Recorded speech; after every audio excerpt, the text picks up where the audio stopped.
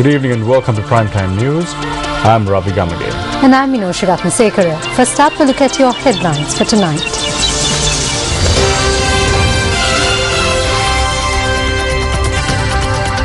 Two more deputy ministers sworn in. Number of deputy ministers rises to 42. CPC says that the government charges 45 rupees as tax per litre of petrol. Court issues detention orders for Kudunuwan. Wildlife officers inform court that there is insufficient evidence in the case of the illegal capturing of an elephant from Udavalava. Action TV investigates. And now for the news in detail.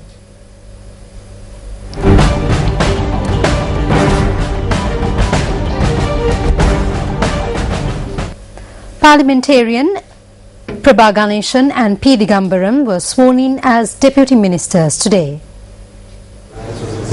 The President's media unit said that the MPs took oaths as the deputy ministers before President Mahinda Rajapaksa at Temple Trees this morning. Prabha Ganeshan took oaths as the Deputy Minister of Telecommunication and Information Technology, whilst P. Digambaram was sworn in as the Deputy Minister of National Languages and Social Integration.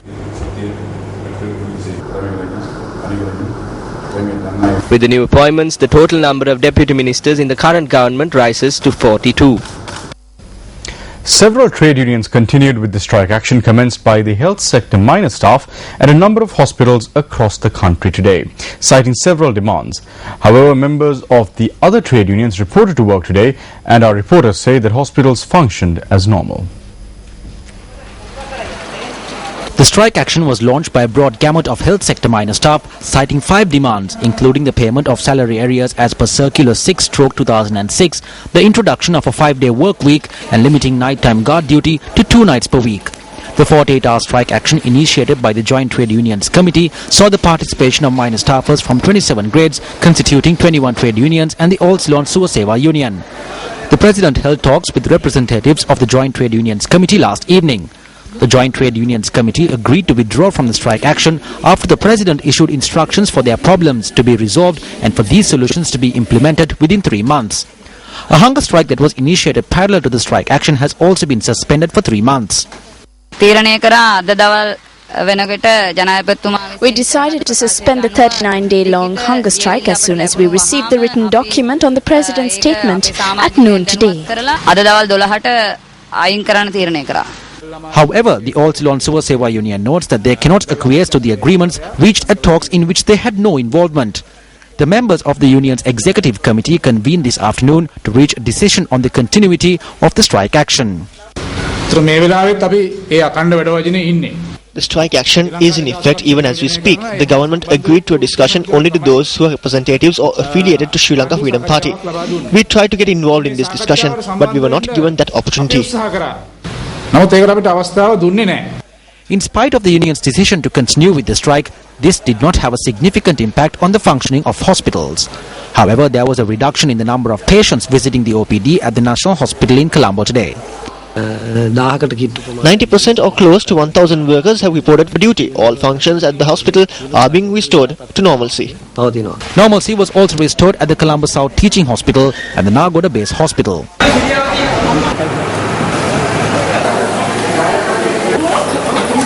Operations at the Karapitia Teaching Hospital in Gaul, however, were hampered by the strike action.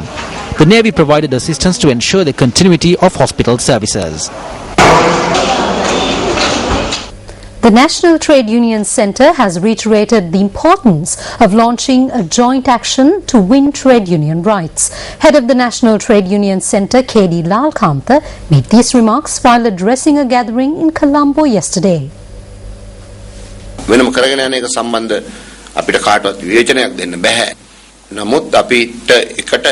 cannot criticize anyone for carrying out their struggles alone, but it would be better if we could join each other in these struggles. If there is an issue about the structure of our organization or its leadership, we can discuss about it and arrive at reasonable compromises. However, we have been unable to do this yet. As trade unions movement, this is our biggest challenge. This is what the wealthy class and the rulers are taking advantage of. There is a small disturbance in the political sphere. A budget is coming up. There are talks about a presidential and general election. If trade unions use this properly, we can gain results. We should not discard this opportunity. ප්‍රතිඵලයක් ගන්න පුළුවන් ඉඩක් තිබෙනවා. ඒ නිසා මේක අහක දාන්න හොඳ නෑ අපි. The Ceylon Petroleum Corporation notes that a tax of 45 rupees is charged per litre of petrol. At a media briefing held today, officials of CPETCO noted that the price of a litre of petrol when it reaches port is 100 rupees, but additional costs and taxes cause the market prices to be higher. CPETCO notes that an additional cost of 12 rupees is borne per litre of petrol for harbour charges, storage costs, employee wages and distribution, although the price of a litre of petrol when it reaches port is 100 rupees. Accordingly, the total cost borne per litre of petrol is 112 rupees. However, at present, a litre of 92-octane petrol is sold at 162 rupees. The government imposes the most tax on petrol. Collectively, all taxes amount to about 45 rupees. It was also noted at this media briefing that the fuel prices in Sri Lanka need not be increased if world crude oil prices persist at a level between 110 and 115 US dollars per barrel. We are not planning on increasing fuel prices. The matter is open. We are considering the behavior of oil prices in the market. Journalists also raised questions at this media briefing on allegations raised by government ministers that CPETCO continues to incur losses in spite of selling fuel for a higher price than the cost as a result of the operations of an officials mafia. That rumour is being propagated saying we are selling low sulphur fuel for a higher price. It is a lie that it is brought down for 60 rupees and sold at 80 or 100. Even now we are selling low sulphur fuel at a loss of 10 rupees per litre. We are incurring major losses by selling it at a lower price. It is wrong to highlight this as fraud or corruption. How can you point the finger at officials saying they are in a mafia? Do they determine the prices? We incur losses on diesel, low sulphur fuel and kerosene. CPETCO is also to introduce a new type of diesel to the market from tomorrow. Although this variety of fuel is exceptional in quality, we are not increasing the price. We believe that this will be good for diesel vehicles and for the environment too.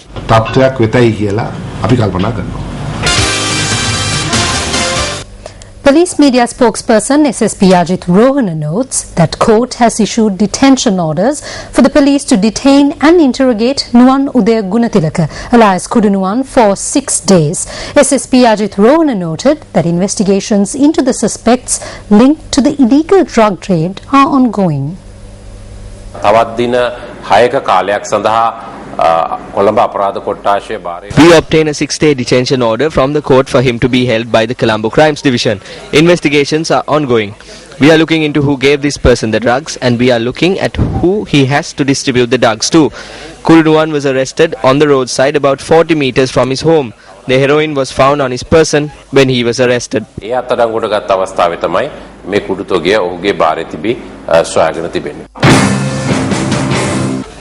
Nuwan Udaya Gunatilaka alias Kudunuwan first rose to prominence when he accompanied Minister Mervyn Silva and broke into the Sri Lanka Rupavahini Corporation premises.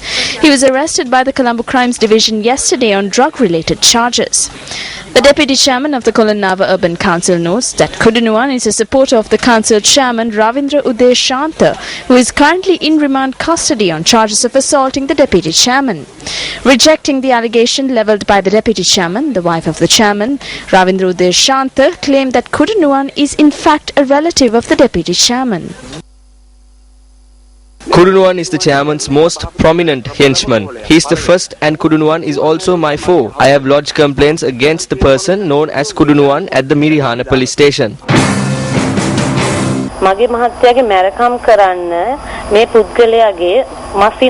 Would this man's relative engage in thuggery on behalf of my husband?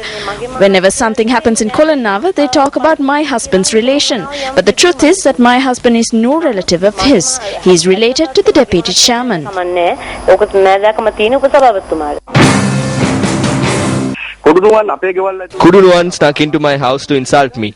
My sister's husband is Asanka Disanayaka. It has been about 10 to 15 years since he died. Even if my sister was with someone else or with 10 others over the 10 years, they will not all be my brothers-in-law.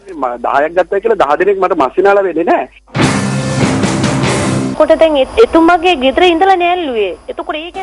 was caught at his house. You can investigate this, can't you? The Mithramulla temple Hene is where his office was located when he was the Samurdhi regulator. That is still their ancestral home, and even his parents lived there. So how can he say that this person is connected to us?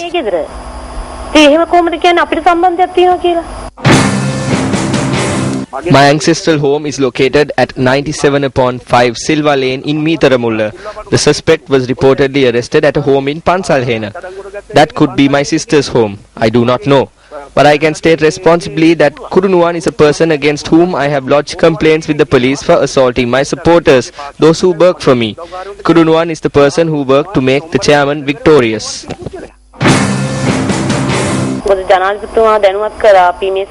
We have informed the President of this and we cannot say what is happening. We are also waiting to see what will happen. He made the Kolonava Urban Council come first in all of Sri Lanka in the National Productivity Competition for the very first time.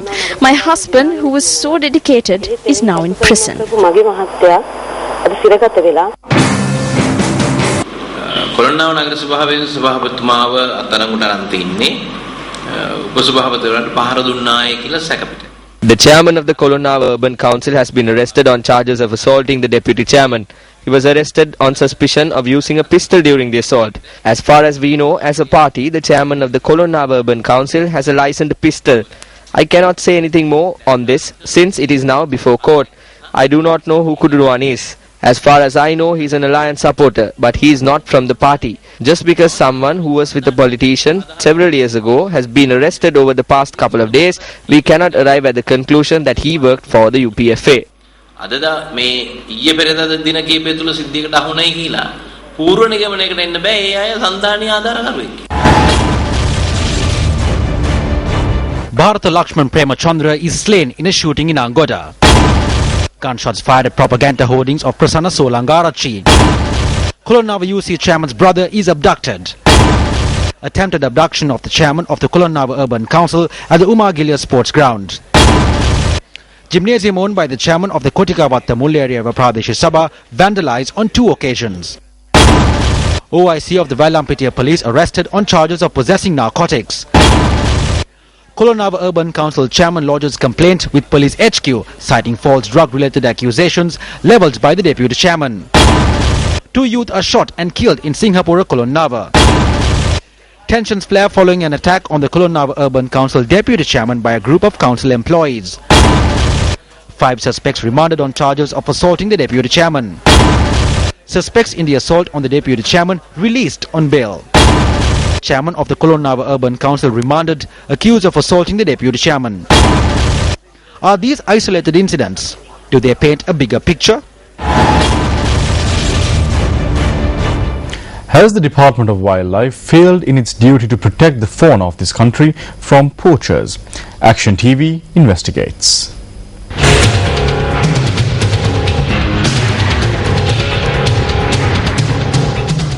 During the appointment of the new cabinet of ministers in April 2010, several government leaders noted that portfolios had been allocated as per a scientific process. However, when considering the functioning of certain ministries, the scientific process that was touted is not to be seen. Nevertheless, a recent incident shows that there was some sort of scientific process followed in the subsequent cabinet reshuffle. The incident in question was the ability of the Minister of Wildlife Conservation to identify animals in an instant.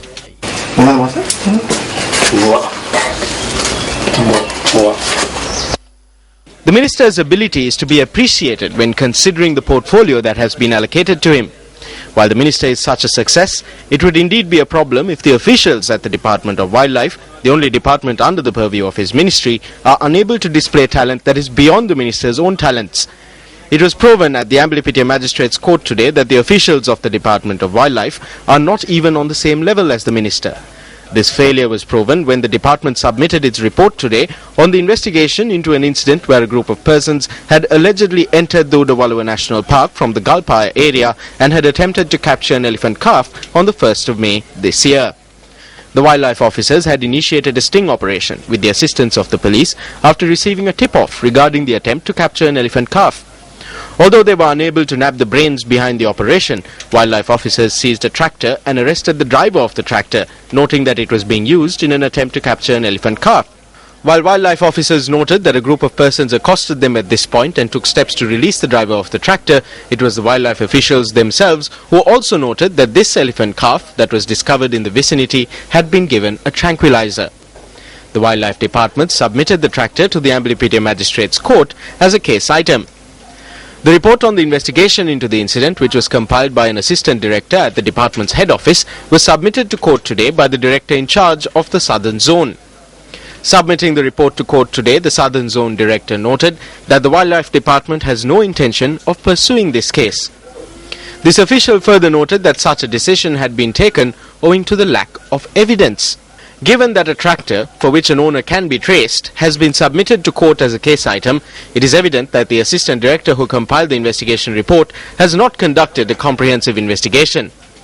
Under a department which comprises of such officials, will action be taken in the cases of the illegal capture of elephants or other fauna only when the animals themselves are able to give evidence?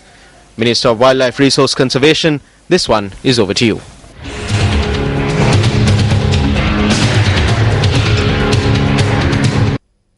Fisheries and Aquatic Resource Development Minister Rajitha Seenaratne asserts that fishermen from other countries will not be allowed to fish in Sri Lankan waters.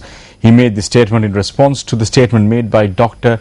Subramaniam Swamy, the chairman of the Strategic Action Committee of India's Bharatiya Janata Party yesterday, that Sri Lanka should grant Indian fishermen permits to fish in Sri Lankan waters until fish in Indian waters can be repopulated.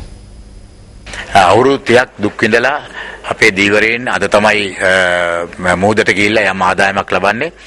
fishermen have started to make a living after facing hardships for 30 years. Our program is to increase this up to 50% in the future. We were able to increase this by 23%, 3 times the amount it originally was by December last year with the support given by the President. We will reach the 50% target in a year or two. The biggest barrier we have is the Indian fishermen who are entering the country. No one can fish in our waters because of this. If they want to enter, they can speak with the country and enter in a way the country receives the trade benefit and the fishermen receive their money. This is the only possible way. We cannot open up our seas for Indian fishermen. We cannot open up our economic zone to anyone.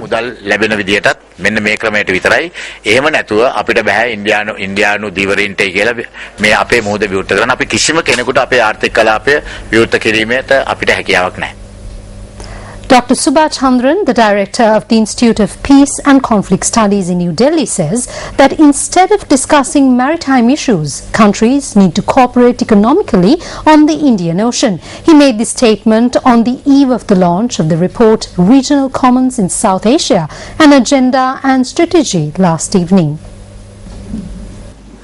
The seminar took place last evening at the Lakshman Kadirgama Institute for International Relations and Strategic Studies. Indian Ocean is a common for us, except for perhaps Afghanistan, Nepal and Bhutan. Rest of the countries in the region share Indian Ocean in one way or the other.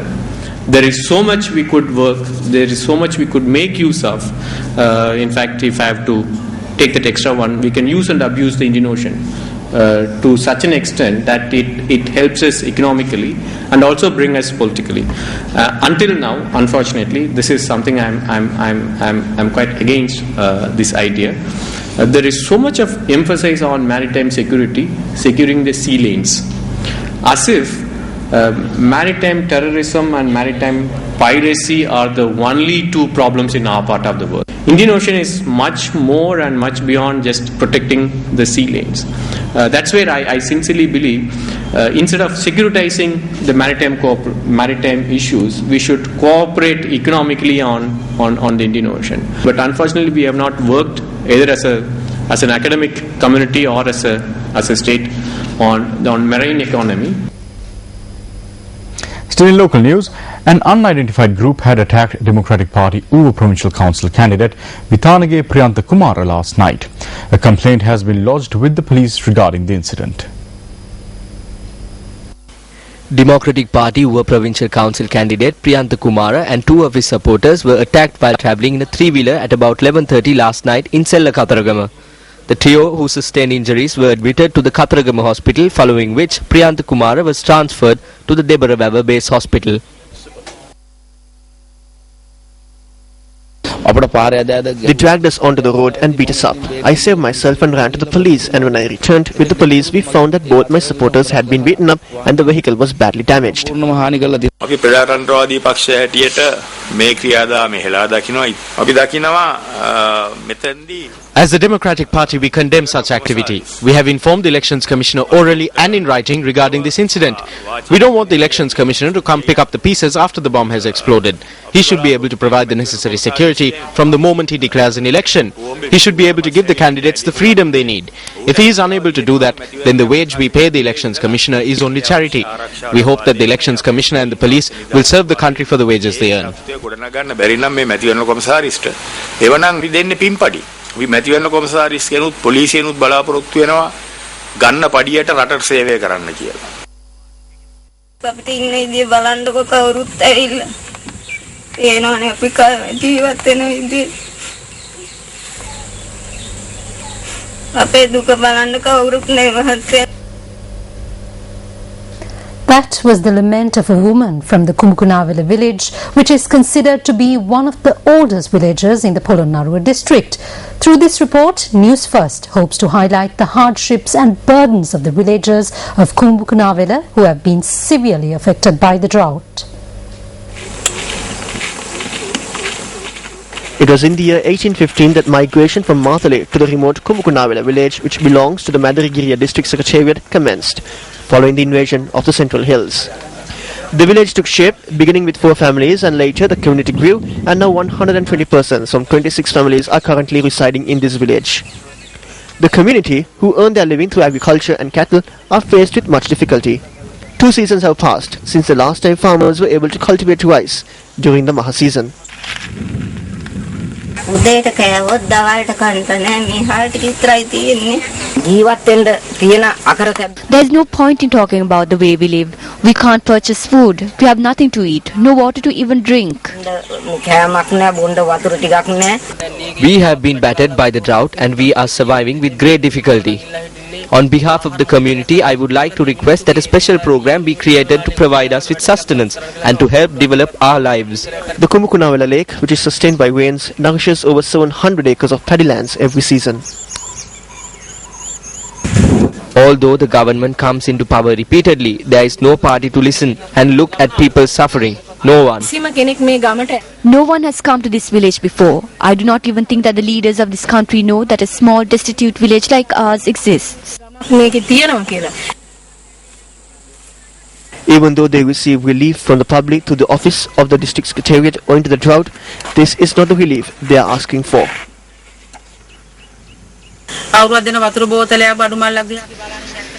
We do not like to wait for someone to provide us a water bottle or a bag of goods. We are farmers who have self-esteem living in this village. That is why we are requesting authorities to assist us in developing our agriculture sector. We have 30 children and I am worried about the future of these 30 children. Because how are these children going to face the drought every day? Deputy Minister of Finance and Planning Dr. Sarath Amunugama says that there need to be a change in policy in order to make Sri Lanka an education hub. He made the statement at the International Research Symposium of the Kothalavala Defence University themed Expanding Developmental Horizons Through Education, Research and Innovation, which commenced today. A large fraction of the number of people who are going into our universities were going abroad, isn't that so? And they would go even to various other countries which didn't have a developed education system, certainly not as much developed as ours. A lot of middle class people were spending money to send their children abroad because they couldn't find, the state system was not expanding enough to include these people.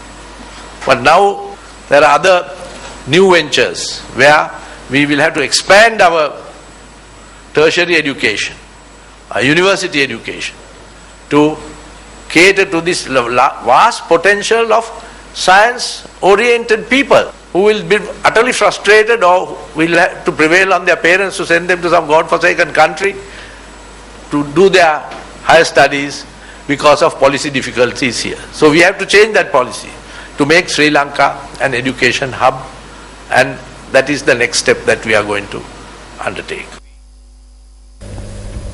Heavy rains were experienced today in Colombo and its suburbs. The Weather Centre has more information on the prevailing weather patterns across the island. A very good evening and welcome to Weather First. Monragala, an area which was affected by the drought, received a rainfall of 69 millimeters over the past 24 hours. Now the highest temperature was also recorded from the Anuradhapura district, standing at 34.2 degrees Celsius. Showers were also expected in the Colombo area and its suburbs since last evening and will continue today as well. According to the Department of Meteorology, Colombo received a rainfall of 6.2 millimeters during the past 24 hours. Ratmalana recorded a rainfall of 38.4 millimeters, while Devali recorded a rainfall of 33.5 millimeters. Colombo Fort received a rainfall of 18 millimeters. The Department of Meteorology notes that showers may be experienced in the western, Sabragamo and central parts of the island, as well as the northwestern parts of the island as well. The Department of Meteorology also adds that showers may be experienced in several parts of the island during the afternoon or evening times.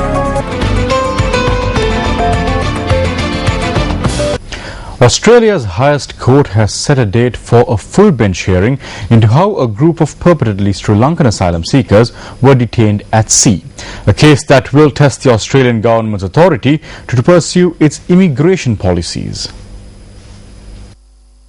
Reuters quotes a lawyer for the group of asylum seekers as saying it was likely the United Nations would seek to join the case, a highly unusual step they said showed the level of international concern over Australia's Operation Sovereign Borders. Justice Kenneth Hayne, who has said the case appeared to be unique in the world and raised serious questions about how far Australian power extends, set an expedited two-day hearing before a full bench of the High Court for 14th and 15th of October. The boat carrying the 157 asylum seekers was intercepted in late June and held by Australian authorities at sea for weeks. The group's lawyers argue that their detention and the government's plan to send them to Sri Lanka or back to India from where they had left were illegal. The fate of the group has highlighted Australia's immigration policy, in which boats carrying would-be asylum seekers are intercepted at sea and turned back. Reuters reports that the UN would not be a direct party to the case, but could offer legal opinion, testimony and text evidence.